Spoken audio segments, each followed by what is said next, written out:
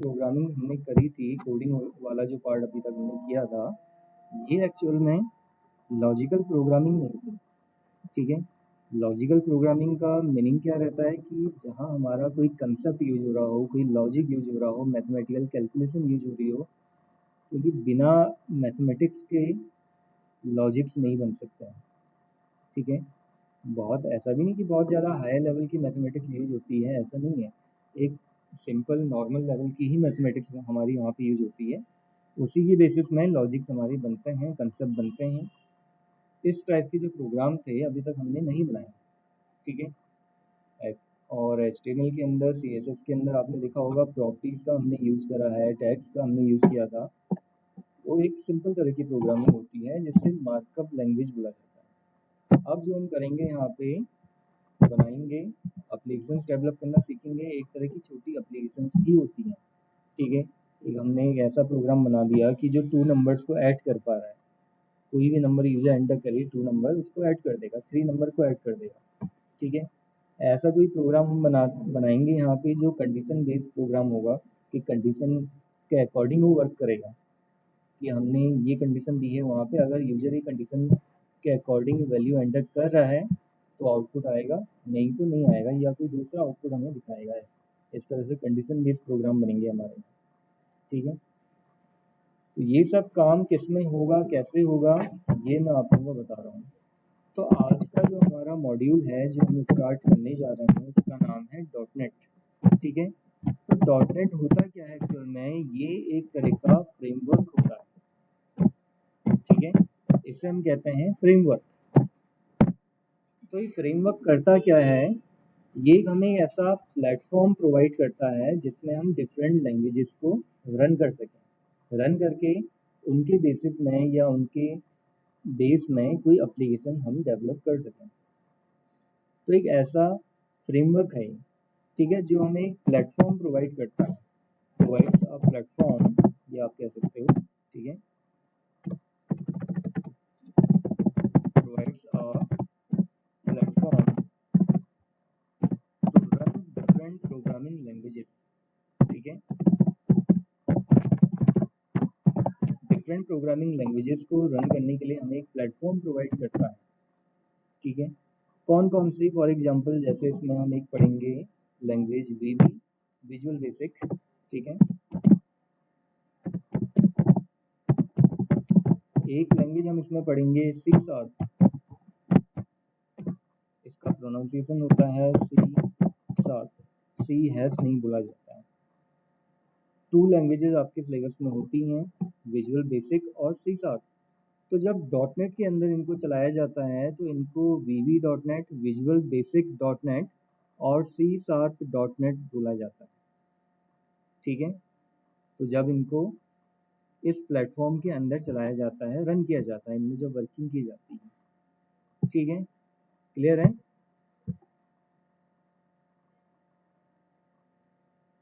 आप लोगों को मेरी आवाज आ रही है?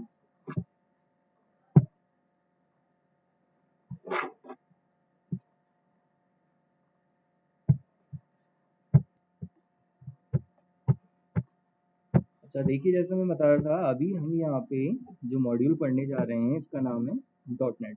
तो डॉट नेट क्या है? एक तरह का फ्रेमवर्क होता है जो ऑलरेडी हमारे सिस्टम में पहले से इनबिल्ड रहता है। Without framework, without dot net framework, कोई भी एप्लीकेशन को हम एग्जीक्यूट नहीं कर सकते हैं।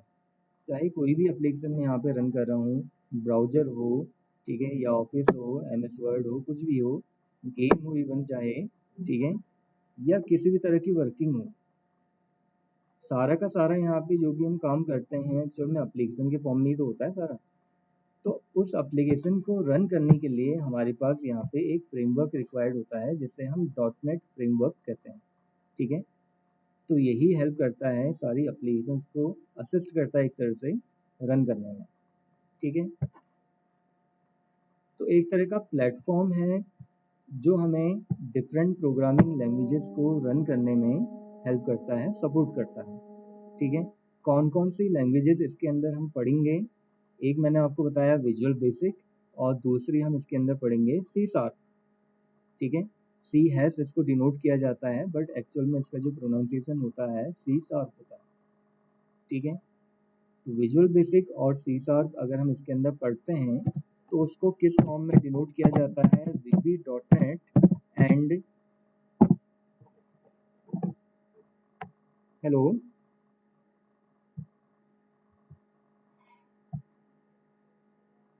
आप लोगों को आवाज़ नहीं आ रही मेरी?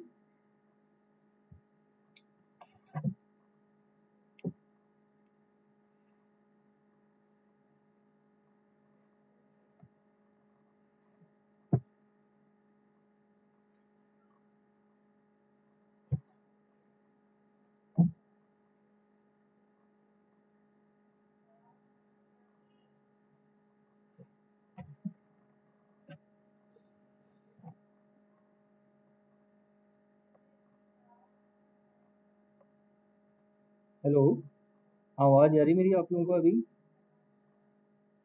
एक बार बताइए जरा, आवाज़ आ रही सभी को?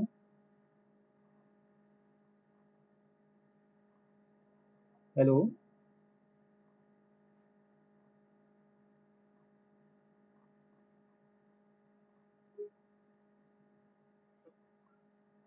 साउंड आ रही है ना क्लियर आप लोगों को? कोई दिक्कत तो नहीं है साउंड में? बताइए, नहीं तो भी समझ में नहीं आएगा, अभी स्टार्टिंग है हमारा।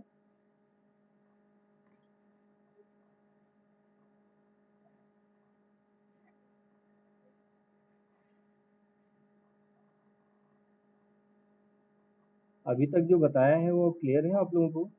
कोई उसमें डाउट तो नहीं है? बताइए, अभी तक स्टार्टिंग वाला पार्ट कुछ अगर सुनाई ना दिया हो किसी को तो बताइए। जी सर, दोबारा सुना दीजिए। आप लोग एक बार कनेक्टेड रहेगा, जरा मैं यहाँ से रिफ्रेश कर रहा हूँ पेज को। आप लोग कनेक्टेड रहना, डिस्कनेक्ट मत करना, लेफ्ट मत करना, ठीक है? एक बार मैं रिफ्रेश कर रहा हूँ।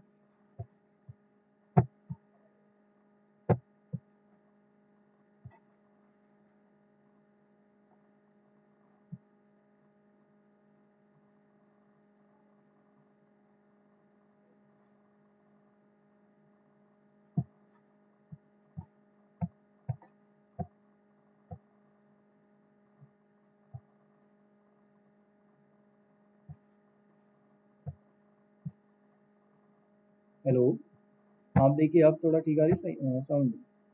और वॉइस वगैरह सही आ रही थोड़ा? कोई दिक्कत तो नहीं है वॉइस में?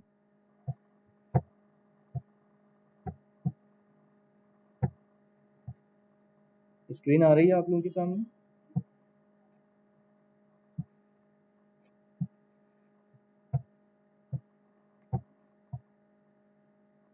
चलिए ठीक है, एक बार देखते हैं, इसको आगे कंटिन्यू करते हैं। आवाज़ आ रही है आप लोगों के पास मेरी?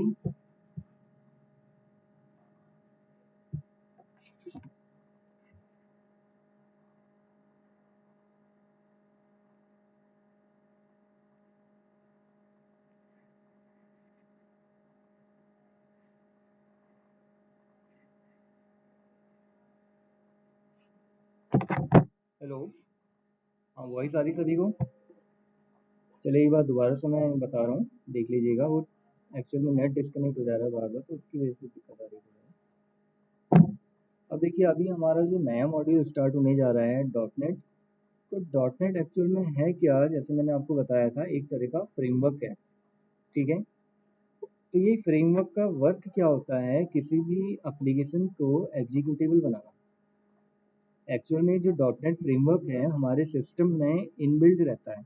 अगर ये पहले से नहीं होता तो हमारे सिस्टम में कोई भी एप्लीकेशन, ठीक है, जो भी एप्लीकेशन सॉफ्टवेयर आप यूज़ करते हो, कोई भी वर्क नहीं कर पाएगा।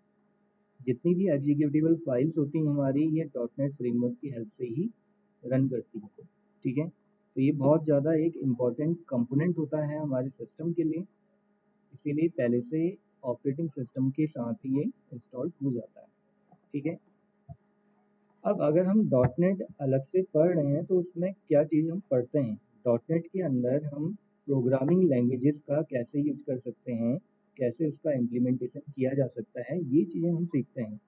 तो डॉट नेट क्या है? एक तरह का फ्रेमवर्क है जो हमें एक प्लेटफॉर्म प्रोवाइड करता है डिफरेंट प्रोग्रामिंग लैंग्वेजेस को रन करने के लिए, ठीक है? डिफरेंट प्रोग्रामिंग लैंग्वेजेस को हम रन करके कोई भी एक नई तरह की एप्लीकेशन हम वहाँ पे जनरेट कर सकें, एक नई तरह का सॉफ्टवेयर हम वहाँ पे बना सकें, ठीक है।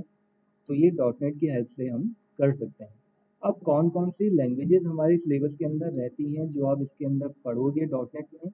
एक मैंने आपको बताया विजुअल बेसिक, ठीक है, और सेकंड मैंने आपको बताया था सी शार्प। तो टू लैंग्वेजेस हमारी यहाँ पे होती हैं जो हम इसके अंदर पढ़ेंगे, visual basic and C sharp, ठीक है। अब डॉटनेट के अंदर हम इसको पढ़ रहे हैं तो इसको क्या बोला जाता है? VB dot net and C sharp dot net. Dot net लग जाता है बस, इसमें प्रोग्रामिंग लैंग्वेज वही रहती है, थोड़ा बहुत इसमें सिंटैक्स में चेंजेस आ जाते हैं, बहुत ज़्यादा नहीं, थोड़े चेंजेस हैं। जिन जिन जिन जिन लोगों ने विजुअल बेसिक पहले पढ़ी होगी, सी शार्प जिन्होंने पहले पढ़ी होगी, ठीक है, उनको थोड़ा इसमें आइडिया पता चलेगा या डिफरेंस पता चलेगा कि क्या डिफरेंस है दोनों में, बट एक्चुअल में ऐसा कोई ज़्यादा डिफरेंस नहीं होता, ठीक है। तो डॉटनेट क्या है? एक तरह का प्लेटफॉर्म है, एक तरह का फ्रेमवर्क है जो हमें डिफरेंट प्रोग्रामिंग लैंग्वेजेस को रन करने के लिए एक बेस हमें प्रोवाइड करता है, ठीक है। और उस बेस का यूज करके हम किसी भी तरह की एप्लीकेशन जनरेट कर सकते हैं। इसके थ्रू वेब एप्लीकेशंस को भी जनरेट किया जाता है, बट उसके लिए ASP.NET यूज होती है जो सिलेबस में नहीं रहता हमारे, ठीक है। ASP.NET अलग है। और डेस्कटॉप एप्लीकेशन हम यहाँ पे बना सकते हैं, ठीक है। डेस्कटॉप एप्लीकेशन कैसे? जैसे कैलकुलेटर हो गया, जैसे कैलकुलेटर टाइप आप कह सकते हो, या नोटपैड, इस टाइप के सॉफ्टवेयर हैं हमारे, ठीक है। टेक्स्ट एडिटर्स होते हैं, वर्ड, एक्सेल, पावरपॉइंट, ये थोड़ा हाई लेवल के सॉफ्टवेयर हैं, बट बने इसी के अंदर हैं, डॉटनेट फ्रेमवर्क के अंदर ही ज़्यादातर ये सॉफ्टवेयर जो हैं डेवलप किए जाते हैं। और ज़्यादातर आजकल जो डिमांड में या ट्रेंड में रहता है हमारा, वो कौन सा है? C sharp dot net. VB dot net भी आपके सिलेबस में है, सी शार्प डॉट नेट भी आपके सिलेबस में है, ठीक है। दोनों का ही इक्वल पार्ट आप कह सकते हो उसमें रहता है। एक एक एजुकेशनल लेवल जो होता है हमारा, वो दोनों में ही आप सीखोगे, मतलब जो बेसिक लेवल रहता है, बहुत ज़्यादा हाई या एडवांस लेवल नहीं, एक बेसिक लेवल जो सिलेबस में रहता है वो पूरा आप लोगों को बताया जाएगा। और ट्राई ये करूँगा कि अगर कुछ एडवांस ऑप्शंस भी हम इसके अंदर कवर करते हैं, ठीक है। तो थोड़ा आइडिया लगा फिर आप लोगों को डॉटनेट के बारे में, डॉटनेट क्या है और किस तरह से वर्क करता है, क्या इसका रोल रहता है, ये आप लोगों को समझ में आया? कोई दिक्कत तो नहीं है इसमें? बताइए। यस सर, समझ गए। Yes sir. अब डॉटनेट के अंदर जैसे मैंने आपको बताया विजुअल बेसिक, सी शार्प, ये हम लैंग्वेजेस यूज करेंगे। अब इन लैंग्वेजेस की अगर हम बात करें, ये किस टाइप की प्रोग्रामिंग लैंग्वेजेस होती हैं, ठीक है। अगर हम टाइप्स ऑफ प्रोग्रामिंग लैंग्वेज की बात करें तो कौन कौन सी हैं? एक होती है प्रोसीजर ओरिएंटेड प्रोग्रामिंग, POP, ठीक है। इसको हम स्ट्रक्चर्ड ओरिएंटेड प्रोग्रामिंग भी कहते हैं, SOP। बट एक हमारी जो होती है ऑब्जेक्ट ओरिएंटेड प्रोग्रामिंग, ठीक है, एक हमारी ऑब्जेक्ट ओरिएंटेड प्रोग्रामिंग भी होती है। तो विजुअल बेसिक और सी शार्प, ये दोनों ही हमारी जो प्रोग्रामिंग लैंग्वेज हैं, ऐसी प्रोग्रामिंग लैंग्वेज हैं, ठीक है, जो ऑब्जेक्ट ओरिएंटेड प्रोग्रामिंग के अंदर आती है। तो मेन हमारा यही है, ऑब्जेक्ट ओरिएंटेड प्रोग्रामिंग, ठीक है। तो ऑब्जेक्ट ओरिएंटेड प्रोग्रामिंग है तो उसके जितने भी फीचर्स होते हैं वो सारे के सारे फीचर ही सपोर्ट करेंगे, ठीक है। दोनों ही programming language object oriented programming के एग्जांपल्स हैं। तो इसका मतलब ये हुआ कि सारे जो फीचर्स होते हैं ऑब्जेक्ट ओरिएंटेड प्रोग्रामिंग लैंग्वेज के, ये सपोर्ट करेंगे। तो कौन कौन से फीचर्स होते हैं, एक हल्का सा ओवरव्यू मैं आप लोगों को बता रहा हूँ इसके बारे में, ठीक है। तो अब नेक्स्ट हमारा यहाँ पे आ जाएगा फीचर्स ऑफ, OOP से बोला जाता है, ठीक है, object oriented programming language. Apostrophe S जो है ये एडिशनल है, इसको आप लिखो ना लिखो, बोलो ना बोलो, कोई फर्क नहीं पड़ता, ठीक है। फर्स्ट फीचर हमारा यहाँ पे जो आता है क्लासेस एंड ऑब्जेक्ट्स का, पहला फीचर जो आता है हमारा इसमें, फर्स्ट फीचर, क्लासेस क्या होती हैं, ऑब्जेक्ट्स क्या होते हैं। पहले आपको ऑब्जेक्ट समझना पड़ेगा। ऑब्जेक्ट जो होते हैं रियल लाइफ एंटिटी उनको बोला जाता है, रियल लाइफ एंटिटी, ठीक है। Objects are real life entities.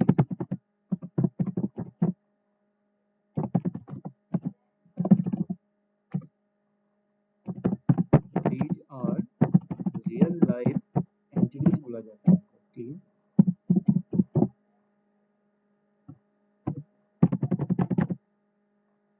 जो रियल लाइफ में एग्जिस्ट करते हैं ये सारे ऑब्जेक्ट्स होते हैं। ऑब्जेक्ट कुछ भी हो सकता है, ठीक है। ऐसा जरूरी नहीं कि ऑब्जेक्ट हमारा लिविंग फॉर्म में ही हो, नॉन लिविंग फॉर्म में भी हो सकता है, ठीक है। जैसे कोई मान लीजिए कोई फर्नीचर है, वो भी क्या है, एक तरह का ऑब्जेक्ट ही है, चेयर है, टेबल है, ठीक है। उसके अलावा अगर हम जैसे क्लासेस में स्टूडेंट्स बैठे हुए हैं या क्लासेस में स्टूडेंट हैं, तो स्टूडेंट वहाँ पे एक तरह से ऑब्जेक्ट की तरह बिहेव करेंगे उस क्लास के लिए, ठीक है। वहाँ पे स्टूडेंट ऑब्जेक्ट बन जाएंगे क्लास के लिए, रियल लाइफ अगर हम जैसे लिविंग की बात करें, ठीक है। तो ये ऑब्जेक्ट लिविंग और नॉन लिविंग दोनों में ही काम करता है। जो कंसेप्ट है हमारा, ऐसा नहीं कि हमारा नॉन लिविंग में ही काम करे, ठीक है। तो स्टूडेंट वाला एक मैंने एग्जांपल आपको बताया, रियल लाइफ एंटिटीज होते हैं और इसे हम इंस्टेंस ऑफ क्लास कहते हैं, इंस्टेंस ऑफ क्लास, या सिंपली आप इसको कह सकते हो मेंबर ऑफ क्लास। अगर ऑब्जेक्ट को हमने डिफाइन करना है, ठीक है, आप इसको ऐसे समझ सकते हैं। तो ऑब्जेक्ट्स क्या होते हैं, हमारे रियल लाइफ एंटिटीज होते हैं जो रियल लाइफ में एग्जिस्ट करते हैं, वर्चुअली नहीं, ठीक है। वर्चुअली भी हम मान सकते हैं। अच्छा, दूसरा मैंने आपसे बोला कि ये इंस्टेंस ऑफ क्लास होते हैं, क्लास की एक आइडेंटिटी आप कह सकते हो या उसके एक मेंबर, ठीक है। अब बात आती है कि क्लास क्या होती है सर। तो क्लास को डिफाइन करने के लिए हम ये कह सकते हैं कलेक्शन ऑफ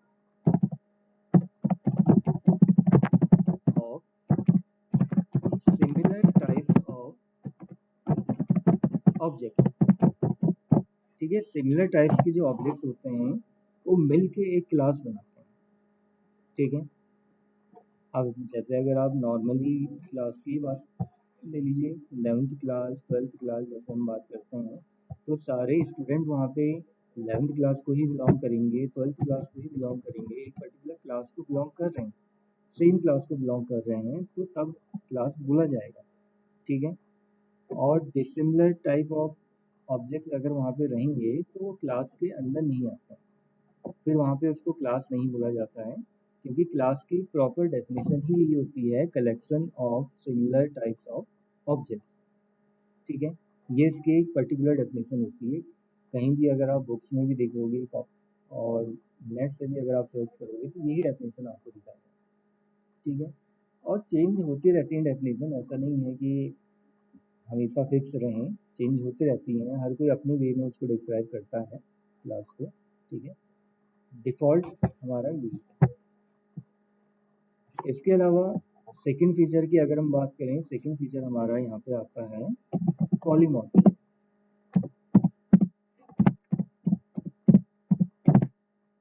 किसी ने सुना है ये टर्म पॉलीमॉर्फिज्म, कभी सुना हो किसी ने, कुछ आइडिया किसी को उसके बारे में?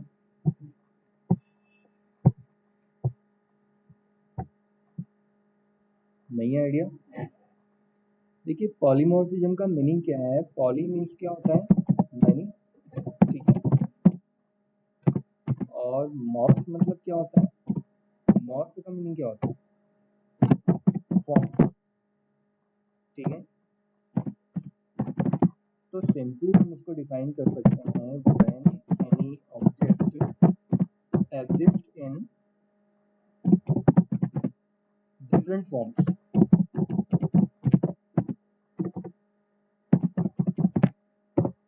तो उस प्रोसेस को हम पॉलीमॉर्फिज्म कहते हैं, ठीक है।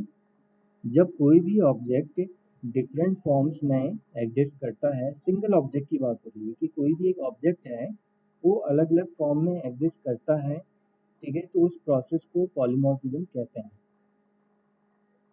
अब एक्चुअल में तो ऐसा कहाँ हो सकता है, ये तो कुछ कहा नहीं जा सकता, ये फिक्स तो नहीं है।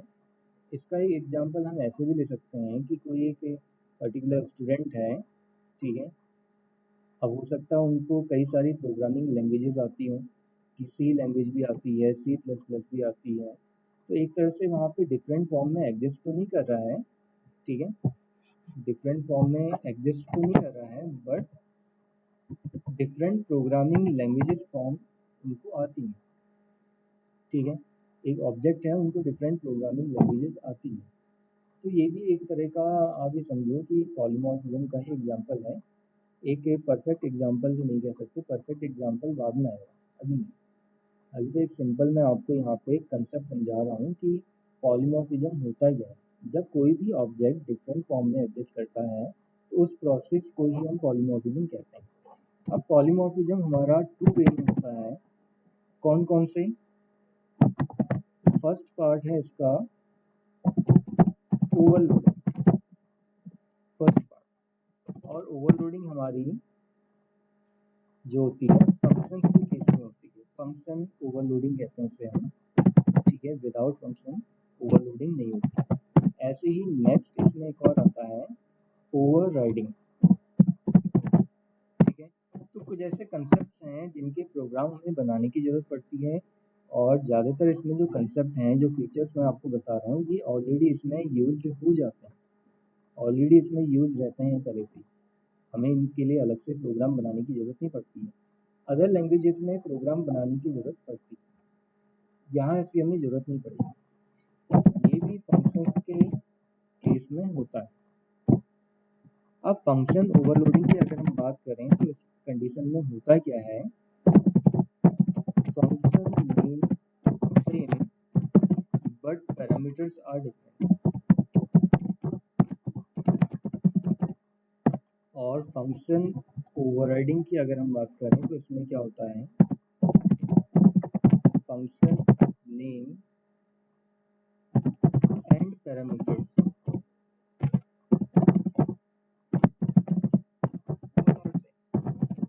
दोनों ही सेम रहते हैं, फंक्शन नेम और पैरामीटर्स दोनों ही सेम रहते हैं फंक्शंस ओवरराइडिंग की केस, ठीक है। फंक्शन ओवरलोडिंग क्या है, ये भी थोड़ा सा एक आइडिया दूंगा आप लोगों को। उससे पहले आपको पता होना चाहिए कि फंक्शन होता है क्या। किसी को पता है फंक्शन की डेफिनेशन, फंक्शन क्या होता है? कभी ये टर्म सुना हो आप लोगों ने, फंक्शन? ये टेक्निकल फंक्शन की बात हो रही है, कोई ऐसा फंक्शन कि जो हमारा फैमिली फंक्शन कर रहे हैं, या फिर ऐसा कोई मान लीजिए कोई किसी तरह का ओकेजन, ये वो फंक्शन की बात नहीं हो रही। टेक्निकल टर्म है यहाँ पे फंक्शन, ठीक है। ये फंक्शन होता क्या है, self contained block of element. इसको अगर हम डिफाइन करें, it is a self contained block of element, ठीक है। एक ऐसा ब्लॉक या कंटेनर आप कह सकते हो, कंटेनर की तरह बिहेव करता है जिसके अंदर कई सारे एलिमेंट्स होते हैं। इससे पहले आप लोगों ने देखा होगा, हमने एचटीएमएल के अंदर बॉडी टैग पढ़ा है, तो बॉडी टैग के अंदर कई सारे एलिमेंट्स वहाँ पे रखे जाते थे, तो वो भी एक तरह से वहाँ पे फंक्शन की तरह ही बिहेव करता है। सेम प्रोसेस यहाँ भी है, तो ये फंक्शन भी वैसे ही काम करता है कि एक फंक्शन होगा, एक फंक्शन हम बनाएंगे, उसके अंदर कई सारे एलिमेंट्स को हम स्टोर करवा देंगे, तो वही कहलाएगा फंक्शन, ठीक है। तो ऐसे हमारे कई सारे फंक्शंस यहाँ पे बनाए जाते हैं, तो उन फंक्शन का नेम क्या रहेगा, सेम रहेगा, लेकिन पैरामीटर्स, पैरामीटर्स क्या होते हैं, फंक्शंस के अंदर पास होने वाली वैल्यू, पैरामीटर्स या इनको आर्ग्यूमेंट्स भी बोला जाता है, ठीक है। वैल्यूज पास्ड इनसाइड फंक्शन, इस तरह की वैल्यू जो किसी भी फंक्शन के अंदर पास की जाती है। तो जब फंक्शन वाला कंसेप्ट हम करेंगे तब जाके आगे आप लोगों को समझ में आएगा। अभी तो ये समझो कि स्टार्टिंग है, टेक्निकल टर्म्स थोड़ा सा आप लोगों को कुछ ऐसे भी हो सकते हैं कि जो समझ में ना आ रहे हों, ठीक है, कुछ आपको समझ में आ रहा हो तो थोड़ा ट्राई कीजिएगा समझने की, जहाँ आपको कंफ्यूजन लगे, जहाँ आपको डाउट लगे, दिक्कत आए तो आप क्लियर कर लेना उसको, ठीक है। तो फंक्शन क्या होता है ये मैंने आपको बता दिया, पैरामीटर्स और आर्ग्यूमेंट्स क्या होते हैं ये भी मैंने आपको बता दिया, कि ऐसी वैल्यूज जो फंक्शन के अंदर पास की जाती हैं उनको पैरामीटर्स या आर्ग्यूमेंट्स बोला जाता है, ठीक है। अब इसकी कंडीशन बताता हूँ मैं आपको, फंक्शन नेम सेम कहाँ होगा और पैरामीटर्स उसके डिफरेंट कहाँ पे होंगे, ठीक है। हमने सपोज यहाँ पे फाइंड करना है एरिया, अब डिफरेंट एरियाज में फाइंड करना चाह रहा हूँ, सपोज स्क्वायर का एरिया फाइंड करना चाह रहा हूँ, रेक्टेंगल का एरिया फाइंड करना चाह रहा हूँ, ट्रायंगल का एरिया फाइंड करना चाह रहा हूँ, सर्किल का एरिया, ऐसे हो सकते हैं कि डिफरेंट टाइप के शेप्स हैं उनका मैं एरिया फाइंड करने जा रहा हूँ, तो उनमें जो फंक्शन मैं यूज करूँगा उनका नाम तो क्या रहेगा, एरिया रहेगा, ठीक है। बट उसके अंदर पास होने वाली जो वैल्यूज हैं, आर्ग्यूमेंट्स हैं, वो डिफरेंट हो जाएंगे, वो चेंज हो जाएंगे। कैसे? स्क्वायर का एरिया क्या होता है, पता होगा आप लोगों को, किसी को स्क्वायर का एरिया क्या होता है बताइए, जिसको पता है तो बता सकते हैं। अगर आप लोगों ने मैथ्स वगैरह में पढ़ा होगा कहीं पे, स्क्वायर का area, side square, side square, side square, ठीक है। तो साइड स्क्वायर का मतलब ये हुआ कि एक तरह से हम कोई भी एक वेरिएबल लेंगे, उसको 2 टाइम मल्टीप्लाई कर देंगे। साइड स्क्वायर का मतलब यही तो हुआ कि साइड इंटू साइड, तो एक तरह से हम ये कह सकते हैं कि जो साइड इंटू साइड हम ले रहे हैं, ये साइड एक हमारा वेरिएबल भी हो सकता है। वेरिएबल क्या होता है ये तो खैर अभी आपको समझ में आएगा नहीं, मैं बताऊंगा आगे जाके, ठीक है। वेरिएबल जो वैल्यू स्टोर करवाने के काम होते हैं, अलजेब्रा में आप लोगों ने पढ़ा होगा, ठीक है। अलजेब्रा में वेरिएबल्स का यूज होता है, कॉन्स्टेंट्स का यूज किया जाता है, थोड़ा थोड़ा कंसेप्ट वहाँ का यहाँ पे भी यूज होता है वैल्यूज को स्टोर करवाने के लिए। तो एक तरह से हम ये मान लेते हैं कि साइड स्क्वायर, ठीक है। तो हमें यहाँ पे एक सिंगल वेरिएबल की भी जरूरत है, एक ही वेरिएबल को हमने 2 बार मल्टीप्लाई कर दिया आपस में, तो क्या करेगा, हमारा स्क्वायर का एरिया फाइंड कर देगा। अब रेक्टेंगल का एरिया क्या होता है, रेक्टेंगल का length into breadth, length into breadth, ठीक है। तो यहाँ पे हमें 2 वेरिएबल की जरूरत पड़ सकती है, तो इसका मतलब जो हम फंक्शन बनाएंगे एरिया नेम से, उसके अंदर 2 वैल्यू पास होंगी। स्क्वायर के लिए जो फंक्शन बनाएंगे एरिया नेम से ही फंक्शन होगा, वहाँ पे सिंगल वैल्यू पास होगी, ठीक है।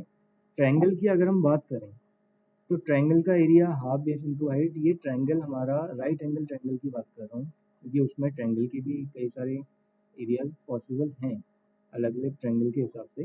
राइट एंगल ट्रायंगल की अगर हम बात करें हाफ बेस इंटू हाइट, ठीक है, तो यहाँ पे हमें 2 ही वेरिएबल्स की जरूरत है, बेस और हाइट की। अब ऐसी कंडीशंस में क्या होता है, इनका जो डेटा टाइप है वो चेंज किया जाता है। डेटा टाइप किसे कहते हैं, जो वेरिएबल्स के बारे में हमें बताता है कि किस तरह की वैल्यू वेरिएबल स्टोर करेगा, ठीक है। तो एक जनरल एक मैंने आइडिया दे दिया आपको कि डेटा टाइप से इसको डिफ्रेंशिएट किया जाता है, क्योंकि दोनों जगह यहाँ पे वेरिएबल 2 ही चाहिए, हमें 2 ही रिक्वायर्ड है। तो ऐसे में कौन सा फंक्शन वहाँ पे काम करेगा नहीं करेगा कुछ कहा नहीं जा सकता। तो ये तभी हम परफेक्टली वहाँ पे कह सकते हैं जब एक प्रॉपर डेटा टाइप दोनों के लिए वहाँ पे मेंशन किया जाए, कि यहाँ पे लेंथ और ब्रेथ के लिए एक डेटा टाइप मैंने डिक्लेयर कर दिया, और बेस और हाइट के लिए एक दूसरा डेटा टाइप मैंने डिक्लेयर कर दिया, तब ऐसा पॉसिबल है। सर्किल का एरिया पाई आर स्क्वायर, तो पाई की वैल्यू कांस्टेंट रहती है, और अगर हम रेडियस की बात करें सिंगल वेरिएबल की हमें जरूरत है यहाँ पे, R square, R into R, ठीक है।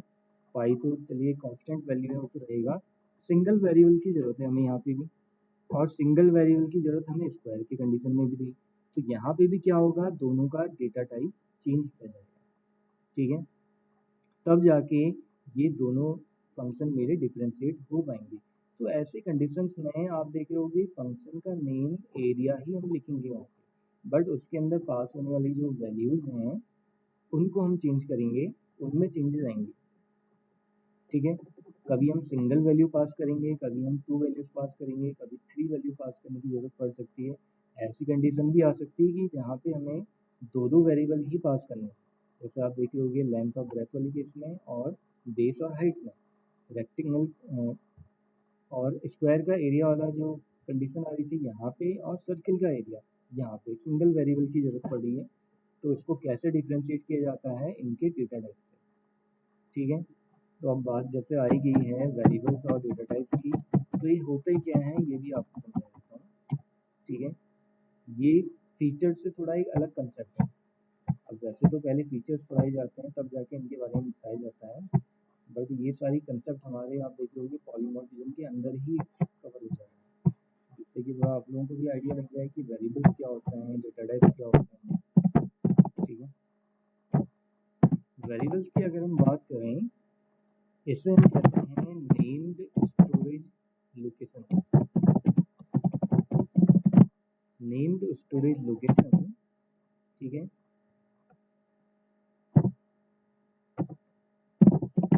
that are used to store values, ठीक है। तो वेरिएबल्स क्या होते हैं, नेम्ड स्टोरेज लोकेशन होते हैं जिनका काम वैल्यू को स्टोर करने के लिए किया जाता है, ठीक है। And those values gets changed all over the program।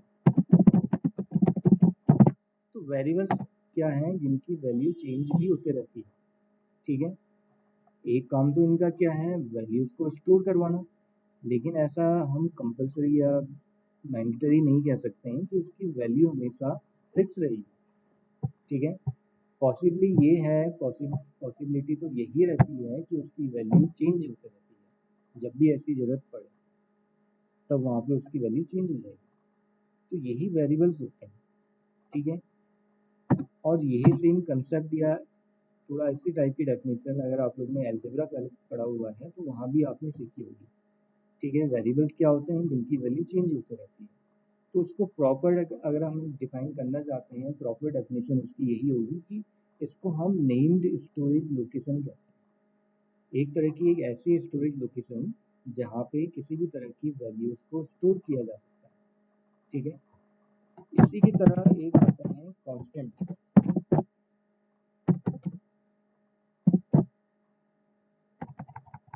Constants क्या होते हैं, इसे आप कैसे डिफाइन कर सकते हो, पता है किसी को इसके बारे में?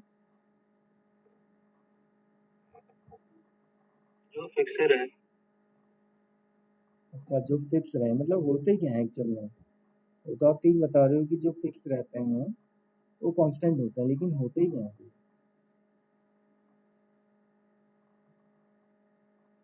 आइडेंटिटी एज इन क्या है? नंबर्स जिनकी वैल्यूज चेंज नहीं होती हैं। As a numbers,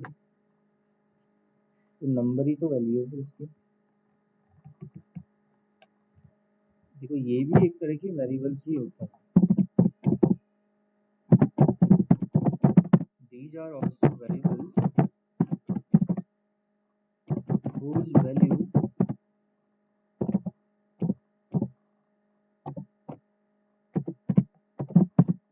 doesn't get changed in the program, ठीक है। पूरे प्रोग्राम में, किसी भी प्रोग्राम में जिसकी वैल्यू कभी चेंज नहीं होती है, ये भी एक तरह की वेरिएबल्स ही होता है। तो नेम इसको थोड़ा सा डिफरेंट दे दिया गया है। अब अगर जिनकी वैल्यू चेंज नहीं हो रही उसको भी वेरिएबल्स कह देंगे हम, और जिनकी वैल्यू चेंज हो रही है उसको भी वेरिएबल कह देंगे। तो फिर ये तो एक तरह से आगे कह सकते हो, वहाँ पे एक वो आ गया ना, उसमें अपोजिशन आ गया कि एक ही वेरिएबल को हम दो तरह से डिफाइन कर रहे हैं। हम ये भी कह रहे हैं कि ये वेरिएबल होते हैं जिनकी वैल्यू चेंज होती है। दूसरा स्टेटमेंट हम ये भी कह रहे हैं कि वेरिएबल ऐसे भी होते हैं जिनकी वैल्यू चेंज नहीं होती है। तब एक अलग से इसको नेम दे दिया गया है, जिसे यहाँ पे हम कहते हैं कॉन्स्टेंट, ठीक है। होते वेरिएबल ही हैं। अब कांस्टेंट किसी भी तरह का हो सकता है, जैसे अभी जस्ट एग्जांपल मैंने आपको बताया कि जब हम सर्किल का एरिया फाइंड करते हैं तो पाई की वैल्यू वहाँ पे 3.1 को फिक्स लेते हैं, ठीक है। वैसे तो 22/7 भी रहती है, बट यहाँ पे 3.14 ही लिया जाता है। प्रोग्रामिंग टर्म्स में 22/7 कई बार दिक्कत करता है, सपोर्ट नहीं कर पाता है। सपोर्ट करता है, उसका भी तरीका अलग होता है, ठीक है। कुछ और भी ऐसी वैल्यूज होती हैं जो हमारी कांस्टेंट के फॉर्म में बिहेव करती हैं, ठीक है। कई तरह के ऐसे कांस्टेंट हो सकते हैं, जरूरी नहीं है कि पाई ही कांस्टेंट है, हम किसी और वेरिएबल को भी कांस्टेंट बना सकते हैं, फिक्स वैल्यू प्रोवाइड करते हैं, ठीक है। इसके अलावा एक टर्म और आता है कीवर्ड्स। कीवर्ड्स क्या होता है? These are reserved words made for specific purpose, ठीक है।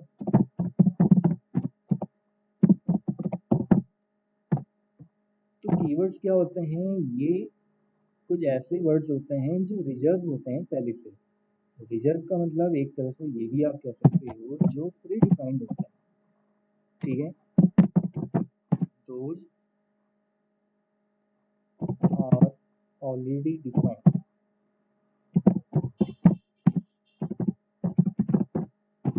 ऐसे वर्ड्स, ठीक है। इनको रिजर्व वर्ड्स या फिर प्री डिफाइंड वर्ड्स भी बोला जाता है, जिनको टेक्निकल टर्म्स में फिर हम क्या कहेंगे? कीवर्ड्स कहेंगे।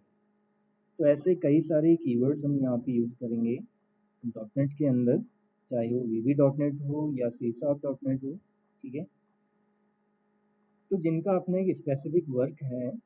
अब इसके अंदर हमारे डेटा टाइप भी आ सकते हैं, ठीक है, और कुछ और पर्टिकुलर कोई वर्ड्स भी आ सकते हैं।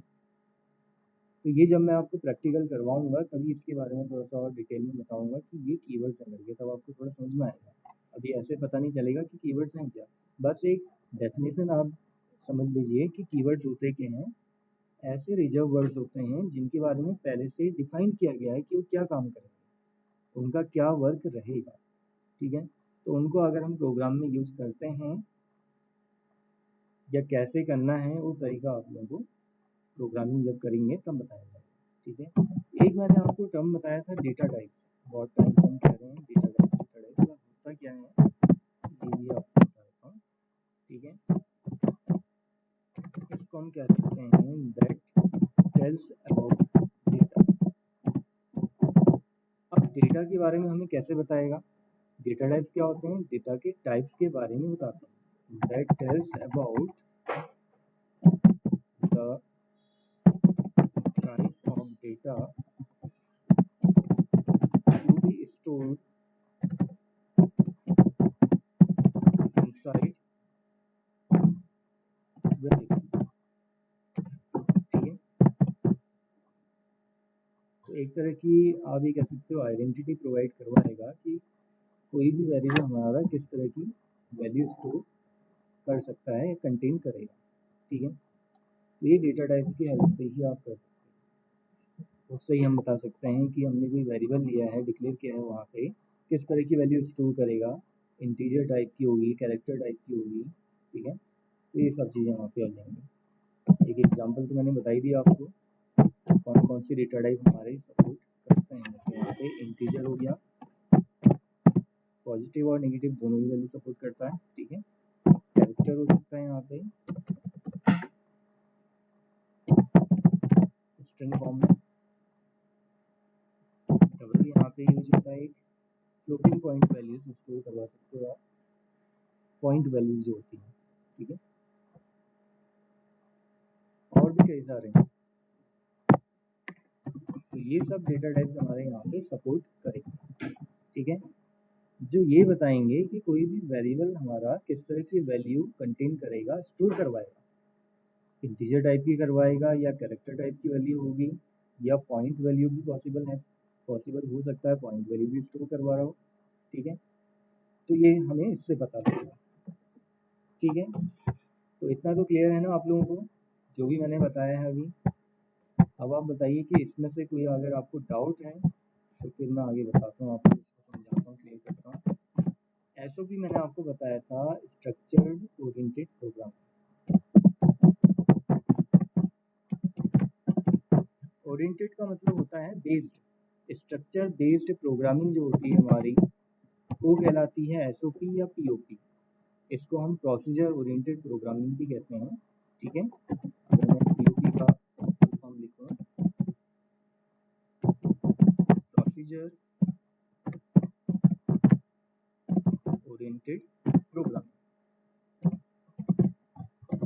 ठीक है। तो ऐसी प्रोग्रामिंग लैंग्वेजेस जिसमें ज़्यादा फोकस उनके स्ट्रक्चर को, उनके प्रोसीजर को दिया जाता है, ये सब आती हैं पीओपी और एसओपी के अंदर। और ऐसी प्रोग्रामिंग लैंग्वेजेस जहाँ पे स्ट्रक्चर को या प्रोसीजर को फोकस नहीं किया जाता है या उनको बेस नहीं माना जाता है, ऑब्जेक्ट को बेस माना जाता है। जो उसके अंदर ऑब्जेक्ट्स हमारे यूज हो रहे हैं उनको बेस माना जाता है, तो ये ऑब्जेक्ट ओरिएंटेड प्रोग्रामिंग कहलाती है। इसके एग्जांपल्स की अगर मैं बात करूँ कौन कौन से हैं इसके अंदर, सी लैंग्वेज आती है। अगर हम पीओपी एसओपी की बात करें, सी लैंग्वेज आती है इसके अंदर। अगर मैं ऑब्जेक्ट ओरिएंटेड प्रोग्रामिंग की बात करूँ, इसके अंदर आती है सी प्लस प्लस, जावा, वीबी, सी शार्प, ये सब इसी के अंदर आते हैं। और भी कई सारी लैंग्वेजेस हैं, पाइथन भी इसके अंदर आती है। ठीक है, तो ये हमारी इसकी कैटेगरी हैं। एग्जांपल्स भी मैंने आपको बता दी कौन सी प्रोग्रामिंग लैंग्वेज के अंदर, कैटेगरी के अंदर क्या लैंग्वेज आती है। जो हम पढ़ रहे हैं वो कौन सी है और इसके फीचर्स क्या क्या हैं। अभी तो मैंने 2 ही फीचर्स आपको बताए हैं यहाँ पे। ठीक है, इसमें अगर आपको कोई डाउट है, जो भी मैंने अभी तक टेक्निकल टर्म्स आप लोगों को बताए हैं, तो आप मुझे बता सकते हो। कोई डाउट है किसी को किसी भी टेक्निकल टर्म्स में,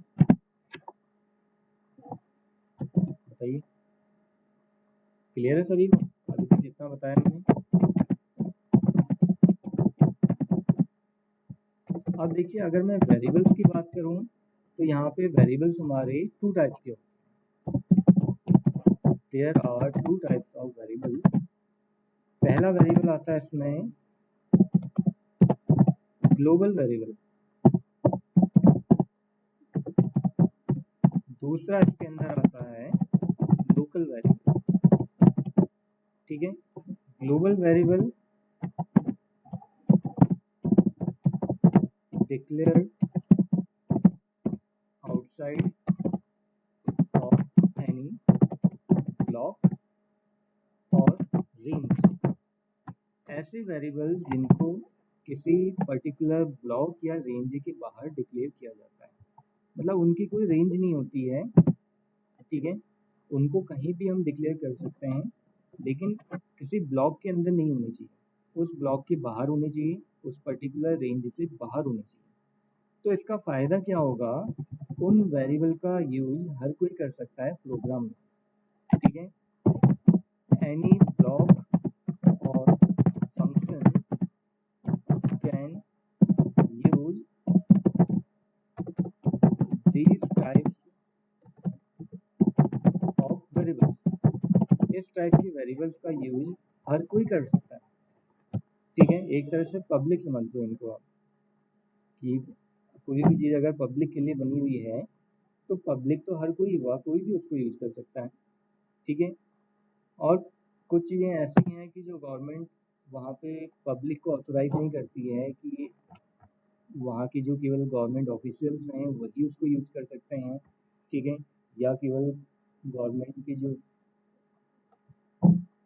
हेड ऑफ डिपार्टमेंट्स हैं केवल वही उसको यूज कर सकते हैं, जो उनके मिनिस्टर्स हैं या उनके जो हेड्स हैं वो वही उनका यूज कर सकते हैं। ठीक है, तो ये एक तरह से लोकल वेरिएबल हो गया, इसको हम कहेंगे लोकल वेरिएबल। जिसका हर कोई यूज कर पा रहा है वो ग्लोबल वेरिएबल। ठीक है, और ये डिक्लेयर किए जाते हैं विद इन ब्लॉक और रेंज। ठीक है, डिक्लेयर्ड इनसाइड, आउटसाइड नहीं, इनसाइड। ठीक है, डिक्लेयर्ड इनसाइड की जगह विद इन आ गया, एक ही बात है। डिक्लेयर्ड विद इन ब्लॉक और रेंज। ठीक है, ऐसे वेरिएबल जो किसी भी ब्लॉक के अंदर, किसी भी रेंज के अंदर, पर्टिकुलर रेंज उसकी रहेगी कि उस रेंज के बाहर उसका कोई काम नहीं होगा, वो काम ही नहीं करेगा, उसकी कोई वैल्यू ही नहीं होगी। ठीक है, एक हो गया कि जैसे सेंट्रल लेवल पे जो काम कर रहा है, सेंट्रल गवर्नमेंट होगी समझो एक। ठीक है, उसके रूल्स हर किसी स्टेट को मानने पड़ेंगे या हर किसी स्टेट के लिए एप्लीकेबल होंगे। सेम वही ग्लोबल वेरिएबल हो गया हमारा। एक हो गया ऐसे स्टेट लेवल की, अगर हम बात करें, नॉर्मल स्टेट है, उसका जो कोई भी रूल है वो सेंट्रल में काम नहीं करेगा, क्योंकि सेंट्रल के अपने रूल्स हैं, सेंट्रल से एक बड़े लेवल पे है, ठीक है। सेम ऐसा ही हमारा यहाँ पे भी लोकल और ग्लोबल वेरिएबल भी काम करता है कि लोकल वेरिएबल की अपनी एक रेंज है, वो केवल अपनी लिमिटेड रेंज में ही वर्क कर सकता है, उसके बाहर वो काम नहीं करता, उसकी कोई वैल्यू ही नहीं है। तो ये हमारे टू टाइप के वेरिएबल्स रहते हैं, दोनों का ही यूज़ करना आप लोगों को बताऊंगा कैसे हम यूज़ करेंगे प्रोग्राम के अंदर, ठीक है। अभी तो आपको इतना ही क्लियर करना होगा कि ये सब चीज़ें जो मैंने बताई हैं ये आपको समझ में आई या नहीं आई, पहले तो आप ये बताओ, तब मैं आगे जाके फिर कंटिन्यू करूँगा। बताइए इसमें से किसी को भी कोई डाउट है? रोहित आपकी आवाज़ कट हो जा रही है, आपकी आवाज़ नहीं आ रही। सर मैं कह रहा हूँ ना, ये जो आपने वेरिएबल डेटा टाइप बताई ये सब पैरामीटर्स है ना? ये पैरामीटर्स हो सकते हैं, ठीक है, पैरामीटर हो सकते हैं, लेकिन ये नहीं कह सकते कि पैरामीटर हों, ये अलग कंसेप्ट है। कुछ हमारे टेक्निकल टर्म्स होते हैं, तो मैंने तब आप लोगों को यहाँ पे बताया कि वेरिएबल, अब बीच बीच में वेरिएबल की बात आ रही थी ना, जैसे मैंने यहाँ आपको बोला कि हम एरिया फाइंड करेंगे, तो एरिया की वैल्यू स्टोर करवाने के लिए जो यूजर से हम इनपुट लेते हैं, अब उसको इनपुट को स्टोर करवाने के लिए हमें कोई ना कोई एक बेस हमें रिक्वायर्ड हुआ ना, तो ये हमारी कुछ टेक्निकल टर्म्स, पैरामीटर भी हो सकते हैं, बट ये नहीं कह सकते कि पैरामीटर ही है, ये टेक्निकल टर्म्स मैंने आपको समझाया, ये कंसेप्ट ही अलग चल रहा है, समझो, ठीक है। Hello sir. हाँ बताओ। सर आप एक बार इन सब चीजों का एक बार क्विक रिवीजन करा देंगे?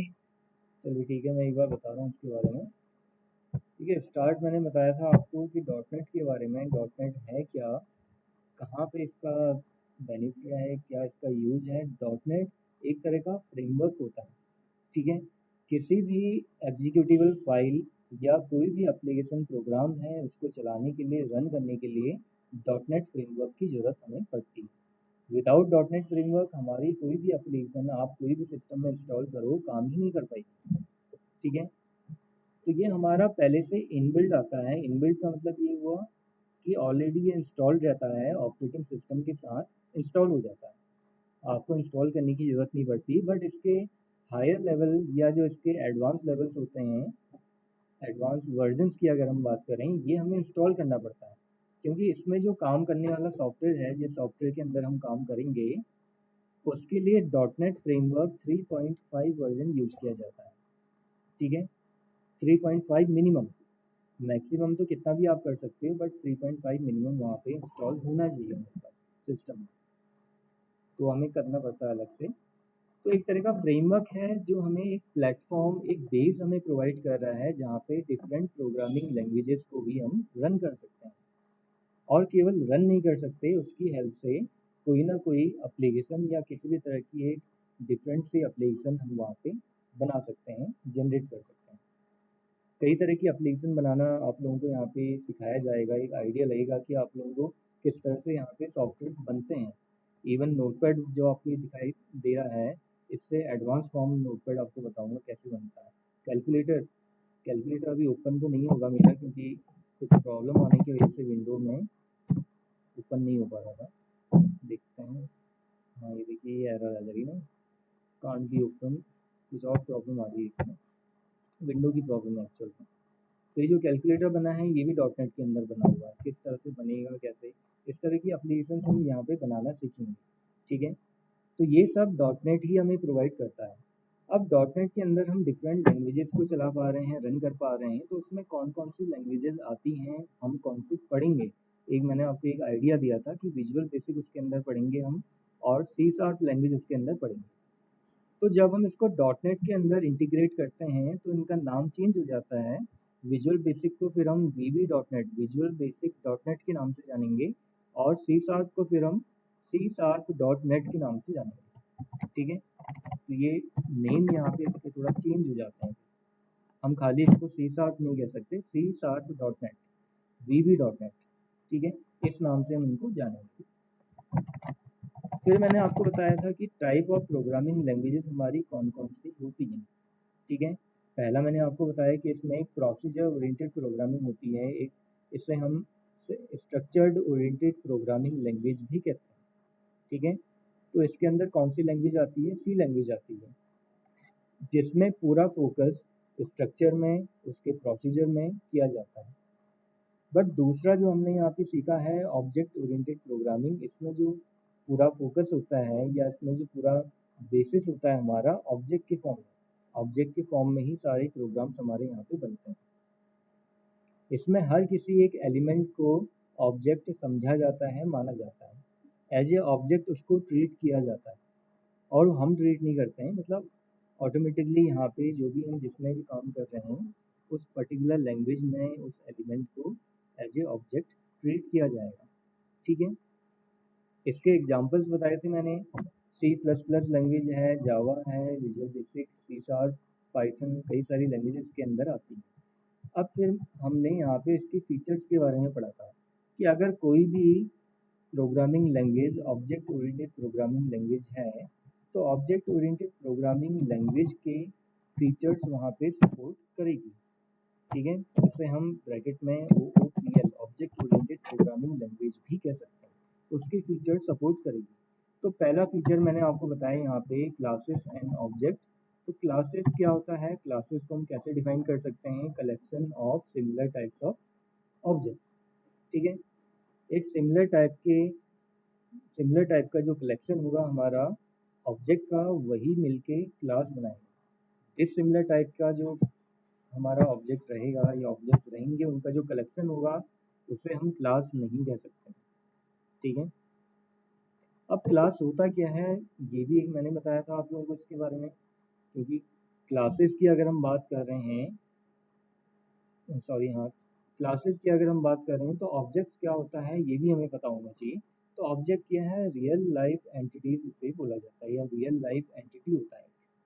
इसे हम इंस्टेंस ऑफ क्लास या मेंबर ऑफ क्लास कह सकते हैं, कि अगर हमने क्लास का डाटा एक्सेस करना है या क्लास से अगर हमें डील करना है तो विदाउट ऑब्जेक्ट हम नहीं कर सकते, ठीक है। विदाउट ऑब्जेक्ट क्लास से डायरेक्टली कम्युनिकेट हम नहीं कर सकते हैं। एक तरह से इसको आप ऐसे समझ लीजिए कि कोई एक हेड ऑफ डिपार्टमेंट है, जैसे स्कूल में मान लेते हैं कि कोई डायरेक्टर, ठीक है, या स्कूल में कॉलेजेस में डायरेक्टर्स होते हैं। अब उन्होंने क्या किया है, उन्होंने तो नहीं, एक तरह से जो स्कूल का जो डिपार्टमेंट है, मैनेजमेंट है, उन्होंने डायरेक्टर्स के अलावा भी वहाँ पे पोस्ट रखी हुई हैं कि जैसे मैनेजर्स हैं वहाँ पे, उसके अलावा फिर टीचर्स वगैरह हैं, या और स्टाफ वहाँ पे क्लरिकल स्टाफ हैं। तो जो भी स्टूडेंट है वो उनसे डील करता है, डायरेक्टली डायरेक्टर के पास नहीं पहुँच जाता है सीधा कि मुझे इस चीज़ के बारे में पता करना है या इसके बारे में पता करना है या कोई इन्फॉर्मेशन लेनी है। तो जब तक उनके लेवल का कोई ऐसा वहाँ पे कोई इंक्वायरी नहीं होगी तब तक वो किसी को हैंडल नहीं करेंगे ऐसे। उनके नीचे जो मैनेजर्स हैं ये सब हैं, पहले हमें उनसे डील करना होता है, ठीक है। तो कोई भी स्टूडेंट है वो पहले अपनी टीचर से डील करेगा कि ये क्वेश्चन मुझे समझ में नहीं आ रहा, या ऐसा ये दिक्कत है, ठीक है, या कोई भी एक ऐसा एग्जाम्पल हम मान लें, ठीक है। तो सेम वैसे ही यहाँ पे भी ऑब्जेक्ट्स हमारे डील करते हैं।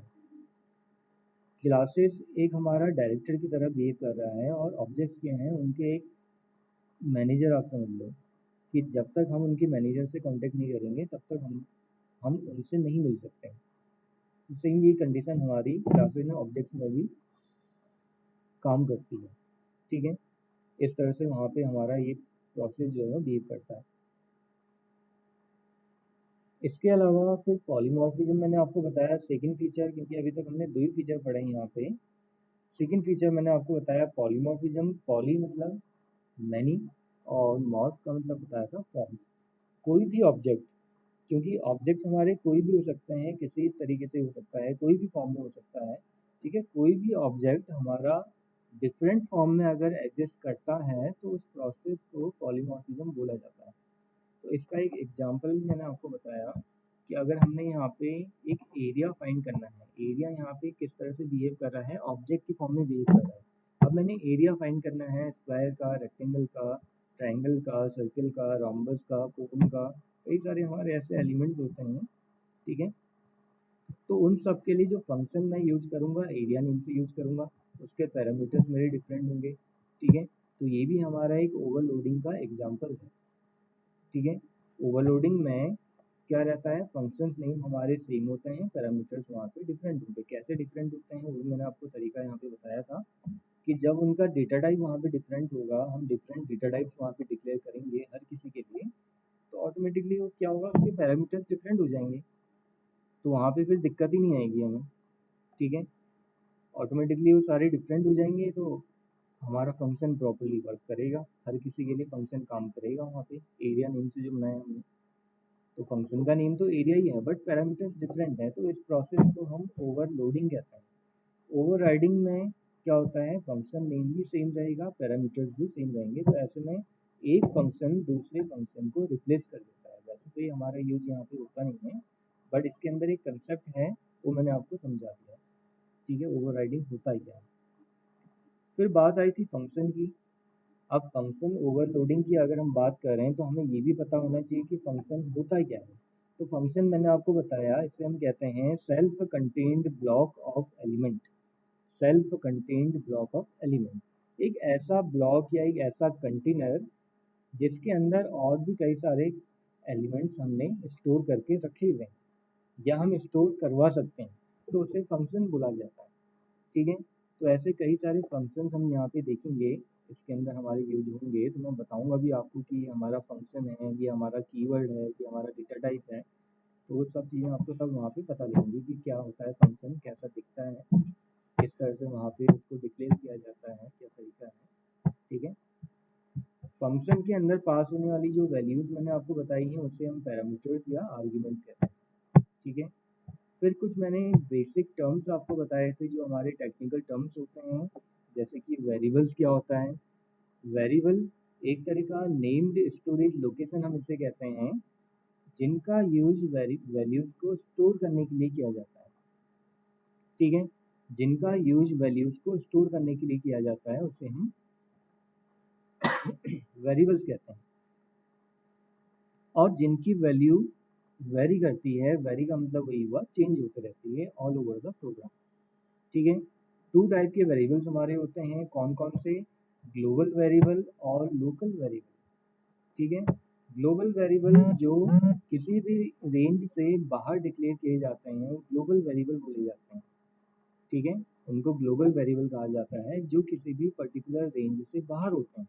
अब किसी भी रेंज से बाहर हैं तो इसका मतलब उसका यूज हर कोई कर सकता है, एज ए पब्लिक फॉर्म में उसको यूज किया जाता है उन वेरिएबल्स को। लोकल वेरिएबल जिसको केवल वो पर्टिकुलर फंक्शन ही यूज करेगा जहाँ जहाँ पे हमने उसको डिक्लेयर किया हुआ है। एक मैंने कोई फंक्शन बनाया, उसके अंदर वेरिएबल जो मैंने डिक्लेयर किया हुआ है वो वेरिएबल केवल उसी रेंज में काम करेगा, उससे बाहर काम नहीं करेगा।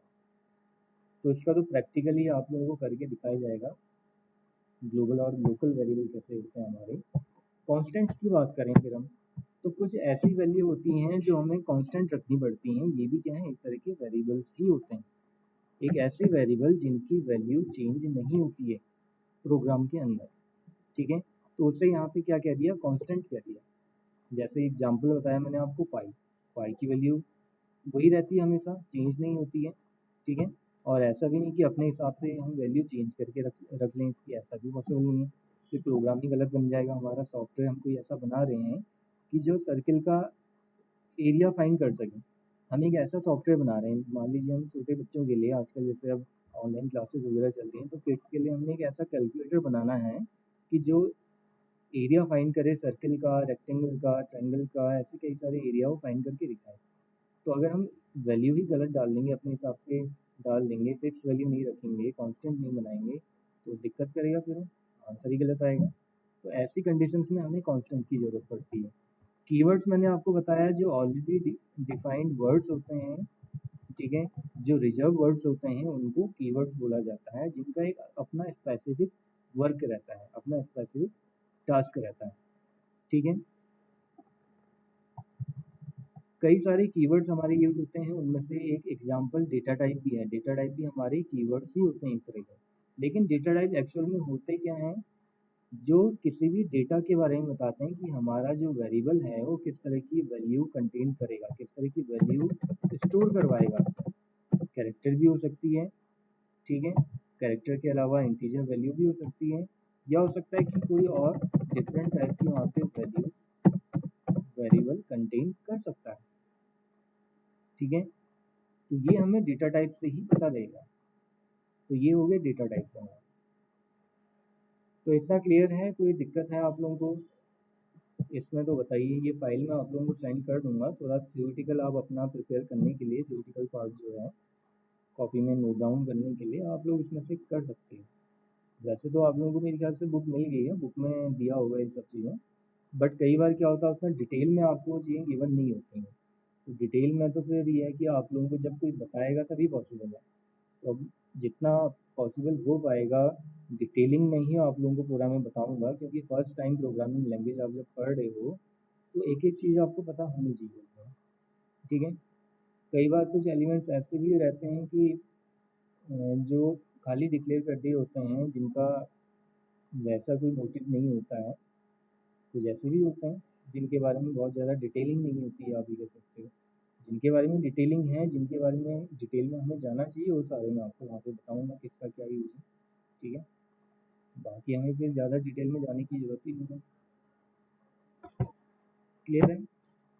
तो आज के लिए तो फिर हम इतना ही करेंगे। अगर कोई आपको डाउट लगता है फिर भी इसमें तो आप बता सकते हो। कोई है डाउट किसी को? इसकी फाइल आप लोगों को मिल जाएगी, अवेलेबल हो बात जाएगी। बताइए हाँ बताओ। सर, हमारी क्लासेस कब से शुरू होंगी वहाँ? अभी इसका कंफर्म तो कुछ कह नहीं सकते हैं, जब तक ये नहीं होती तब तक ऐसे ही चलता रहेगा। वो आपको बता दिया जाएगा इसके बारे में, कब से क्लासेस आपकी स्टार्ट हैं तो इन्फॉर्म कर दिया जाएगा। बट जब तक नहीं होती हैं तो तब तक तो फिर ऐसे ही करना पड़ेगा, ऐसे ही चलना पड़ेगा, ठीक है। तो ये फाइल मैं आप लोगों को सेंड कर दूंगा जिसमें डॉट नेट के बारे में आपको मिल जाएगा पूरी इन्फॉर्मेशन, ठीक है। और वीडियोस भी आप लोगों को अवेलेबल हो जाएंगी। वैसे तो डॉट नेट की वीडियोस पहले से अपलोडेड हैं, बट ट्राई करूँगा मैं जो आप लोगों को बताऊँगा वो वीडियोस भी अपलोड कर दूँगा। वैसे तो डॉट नेट की वीडियो अपलोड करने की ज़रूरत नहीं है, पूरा जितना भी है कंटेंट सारा उसी में है। स्टार्टिंग की वीडियोस में भी उसमें नहीं होगी वैसे, तो स्टार्टिंग वाला पार्ट जो है, जैसे मैं वीडियोस वगैरह यहाँ पे रिकॉर्ड करूँगा वो आप लोगों को वहाँ पे अवेलेबल हो जाएंगे, ठीक है। डॉट नेट का कोड आप लोगों को हो सकता है यहाँ पे चेंज करना पड़े। तो मैं बताता हूँ आपको क्या कोड रहेगा डॉट नेट का। हो सकता है कि नई फाइल बनानी पड़े हमें डॉट नेट की। अब वैसे तो पहले से बनी हुई फाइल है, बट उसी को अगर आप देखोगे, उसी में अगर आप जाओगे तो दिक्कत आ सकती है, कंफ्यूज कर सकते हो आप। और ज़्यादा है भी नहीं है शायद जिसमें, क्योंकि एक्चुअल में डॉट नेट के अंदर हमारी ज़्यादा फाइल होगी भी नहीं। तो आप ऐसा कर लो, ये सेम कोड आप नोट कर लो यहाँ पे, ठीक है। यही कोड रहेगा डॉट नेट के लिए, इसको ही आप नोट कर लीजिएगा। तो इसी में आपको सारा कंटेंट मिल जाएगा जो फाइल के फॉर्म में मैं सेव कर रहा हूँ। क्योंकि एक्चुअल में क्या होगा कि यहाँ पे हमारी अब फाइल जो बनेगी वो एक पूरे प्रोजेक्ट के फॉर्म में बनेगी, और पूरा प्रोजेक्ट सेंड कर पाना वो पॉसिबल नहीं होगा। तो वीडियो से ही आप लोगों को यहाँ पे हेल्प लेनी होगी, और कौन सा सॉफ्टवेयर इसके लिए यूज होता है, क्या सॉफ्टवेयर इसके लिए यूज होता है, वो आप लोगों को बता दूंगा मैं। देखिए आप कल अगर हमारा थियोरेटिकल पार्ट कंप्लीट हो जाता है, क्योंकि फीचर्स भी कई सारे हैं, वो फीचर आप लोगों को क्लियर हो जाए, उसके बाद थियोरेटिकल पार्ट हमारा कंप्लीट हो जाए, तब जाके प्रोग्रामिंग पार्ट में आप लोगों को स्टार्ट करवाऊंगा। कौन सा सॉफ्टवेयर हम यूज़ करते हैं, क्या उसमें हमें करना होगा, कैसे काम करना होगा। बहुत ईजी होता है और काफ़ी ज़्यादा इंटरेस्टिंग भी है। जिस तरह से आपने देखा होगा कि HTML CSS हमारा काफ़ी एक इंटरेस्टिंग पार्ट रहा था, ठीक है। काफ़ी अच्छा लगता है काम करने में उसमें। सेम ऐसे ही आप लोगों को डॉट नेट के अंदर भी इंटरेस्ट आएगा काम करने में। अब जिसको नहीं है, जिनके सिलेबस में है, तो थोड़ा इंटरेस्ट तो उनको बनाना पड़ेगा, ठीक है। क्योंकि अब आप लोगों ने कोर्स ज्वाइन किया है तो फिर कोर्स सिलेबस पूरा करना भी जरूरी है। कोड तो आप लोगों ने नोट कर लिया होगा, ठीक है। तो ये कोड अब आप लोगों के यहाँ पे एंटर करके यहाँ पे जो भी नोट्स वगैरह रहेंगे वो नोट्स आपको यहाँ पे ठीक है, क्लास वर्क के अंदर आपको मिलेगा। इसमें मटेरियल मैं अपलोड कर ही देता हूँ अबाउट डॉट नेट। ठीक है, डॉट नेट के बारे में यहाँ पे आपको मिल जाएगा फाइल।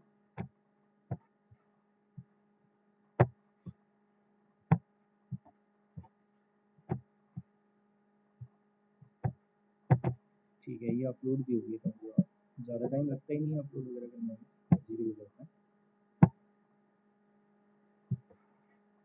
तो जैसे जैसे हमारा प्रोग्रामिंग पार्ट आने लगेगा, काफ़ी इसमें आप लोगों को अच्छा लगेगा काम करने में। टाइम ज़्यादा लगता है, टाइम टेकन बहुत है, पूरे मान के चलो आप 2 महीने लगते हैं डॉट नेट पढ़ने में। सी शार्प और विजुअल बेसिक वाला पार्ट है दोनों। ठीक है, तो ट्राई कीजिएगा आप लोग रेगुलर रहें और कोई भी लेक्चर आपका मिस ना हो। अगर कोई मिस होता भी है तो वीडियोस को आप रेफ़र कर लीजिएगा। ठीक है, वीडियो से आप लोगों को थोड़ा सा हेल्प मिल जाएगी, वहाँ से आप थोड़ा रेफरेंस ले लीजिएगा। कई बार होता है कि कोई चीज़ समझ में नहीं आ रही वीडियो से भी, तो उसको आप क्लियर कर सकते हो। वो तो आप लोग वैसे भी, जैसे कई बार होता है कि कोई दिक्कत आती है, कोई डाउट्स रहते हैं, उसको आप क्लियर करते ही हो। ठीक है, तो आज के लिए तो फिर इतना ही करेंगे। और कोई डाउट है अगर किसी का तो फिर आप बताइए, कुछ और चीज़ अगर इसमें आपने पूछनी है। कोई है किसी का कोई डाउट तो हटा दूँ फिर यहाँ से मैं इसको। और आप लोगों के साथ वाले जो नहीं आ रहे हैं, वैसे तो आप लोगों का एक मैंने अलग से एक ब्रॉडकास्ट टाइप मैंने बना दिया है, ग्रुप तो नहीं बट ब्रॉडकास्ट आप कह सकते हैं, जिसमें जितने भी डॉट नेट पढ़ने वाले स्टूडेंट्स हैं वो सब वहाँ पे इंक्लूडेड रहेंगे। ठीक है, जिन्होंने डॉट नेट पहले नहीं पढ़ी है या जिनका अभी करेंटली चल रहा है, तो उन सबको कोड तो मिल जाएगा, कोड तो सेम ही रहेगा, वैसे ही एक इन्फॉर्मेशन मिल जाएगी कि हमारा डॉट नेट स्टार्ट हो गया है। तो जिनको नहीं पता चल पाता है, जो आपके साथ वाले हैं, तो उनको भी आप बता दीजिएगा, क्योंकि अभी नया नया मॉड्यूल है, अभी दिक्कत नहीं आएगी कवर करने में, बाद में बहुत ज़्यादा दिक्कत आएगी।